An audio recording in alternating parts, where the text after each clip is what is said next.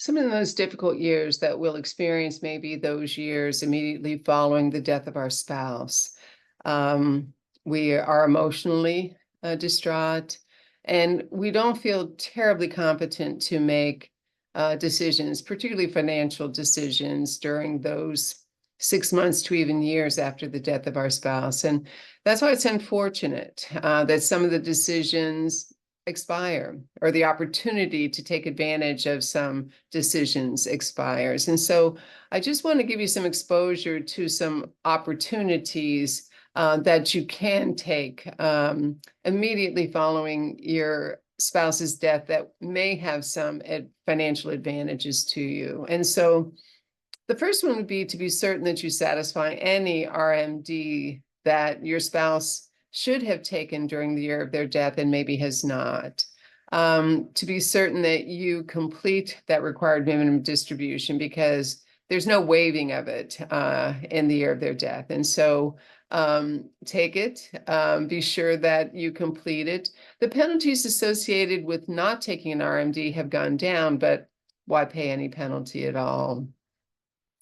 The second thing is, and this doesn't happen often, but sometimes we have the feeling that we don't need all of the assets that our spouse and I have, you have accumulated over the years. But it's so typical for spouses to leave all of their assets back and forth that you may find yourself in a situation where you're receiving all of the assets and yet you don't feel that you need them all. So you have the opportunity to do what's called disclaim these assets. And what that means is they will go to the beneficiary next in line. Now, you want to be certain that you've done a full financial plan to understand what your asset needs might be to maintain your lifestyle for the rest of your life.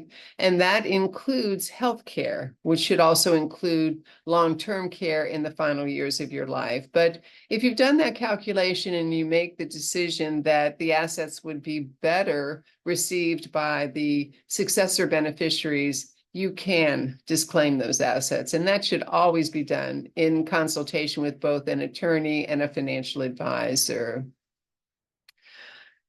The other thing is that there's an advantage that each of us has in selling our home. Our primary residence, we can avoid the gain on $250,000 worth of gain over and above what we have invested in our home. And that doubles with two people. So in other words, a married couple has $500,000 of a capital gain exclusion on the sale of their house. So if it seems as if you want to sell the house, and this is a reasonable thing for you to do, it's good to know that you can continue to take advantage of your spouse's capital gain exclusion for 2 years after their death. The other thing is to not forget that you get a step up in basis. And what that means is if you've invested in something in a joint account, you and your spouse owned that account together. When they die, there is something called a step up in basis where the value of that asset goes up and is valued as of the date of death. And that includes in joint titled assets. So if you held an investment account where you have large gains, maybe in stocks that you've held for a long time, you have large gains in other assets, investment assets that you have held for a long period of time. Remember that in joint property, half of those assets get what's called a step up in basis, which means that you have an increase in basis to the value of the property as of the date of your spouse's death. So it's always important in investment portfolios, real estate, any investment assets that you are aware and take advantage of recalling what the value of those assets were at the date of death, so that when you sell them, your basis is up and your taxes are down. And then one of the advantages we have in being married is our tax structure.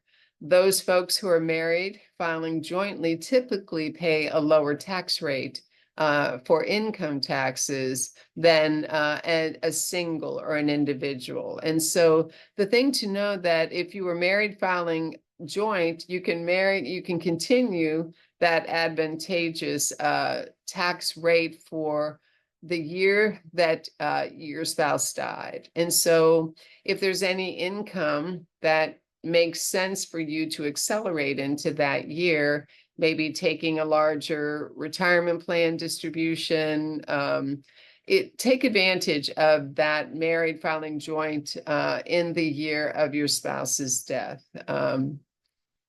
Now, there are many other advantages or things that you should consider, and it's good to talk with your estate attorney and your financial advisor to determine that you're taking advantage of all of them.